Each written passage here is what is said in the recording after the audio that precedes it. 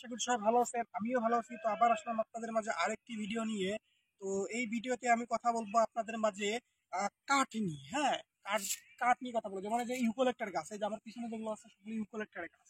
তো এই ইউকোলেক্টার গাছ কিন্তু এটা কাঠের গাছ, এটা আমরা সবাই জানি। হ্যাঁ, তো এই কাঠ নিয়ে, কাঠটা কি এটা আমরা কিন্তু অনেকে জানি না। তো কাঠ নিয়ে আমি এই ভিডিওতে আপনাদের সঙ্গে কথা বলবো। তো কাঠ একটি কিন্তু জৈব পদার্থ।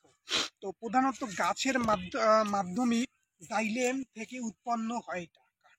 তো কাঠ মূলত গাছের অভ্যন্তরীণ অংশ, যা সেলুলোজ, হেমি সেলুলোজ ও পেকটিন দ্বারা গঠিত। তো জীবন্ত গাছের এই অংশটি মাটি থেকে গাছের পাতা ও অন্যান্য বর্ধনশীল অংশে পানি ও প্রয়োজনীয় পুষ্টি বহন করে সরবরাহ করে। তো কাঠে লিগনিনের প্রাচুর্য থাকায় কাঠ গাছকে দৃঢ়তা প্রদান করে।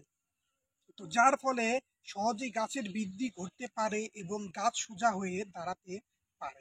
তবে সরাসরি গাছ থেকে পাওয়া কাঠ ছাড়াও এরকম বৈশিষ্ট্য সম্পন্ন অন্যান্য বৃক্ষজাত বস্তু এবং কাঠের চিলটে বা আঁশ থেকে প্রযুক্তিগত উপায়ে পাওয়া সব বস্তুকেও কিন্তু কাঠ বলে। হ্যাঁ, তো যুগ যুগ ধরে মানুষ কাঠকে জ্বালানি হিসেবে কিন্তু ব্যবহার করে আসতেছে। তাছাড়া ঘরবাড়ি, তারপরে যন্ত্রপাতি, অস্ত্রশস্ত্র প্রভৃতি তৈরির কাজে জিনিসপত্রের প্যাকেটজাতকরণে কাঠ শিল্পের কাঠ অনেক কাল আগে থেকে ব্যবহৃত হয়ে আসতেছে। তো শিল্পকলার ক্ষেত্রে কাঠ একটি জনপ্রিয় কিন্তু মাধ্যম। তো কার্বন ডেটিং পদ্ধতির মাধ্যমে এবং কোনো প্রজাতির কাঠের ক্ষেত্রে ডেনড্রোক্লোনজির মাধ্যমে কাঠের বয়স নির্ধারণ করা যায় এবং এ থেকে কোনো কাষ্ঠ নির্মিত বস্তু কবে তৈরি করা হয়েছে তা নির্ধারণ করা যায়। তো কাঠের ভেতরের চক্রাকার আংটি বা রিং এর প্রস্থে এবং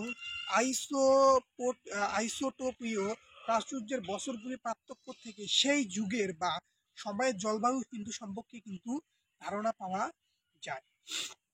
তো এইটাই হলো কাঠ। হ্যাঁ, তো এইটাই হলো কাঠ।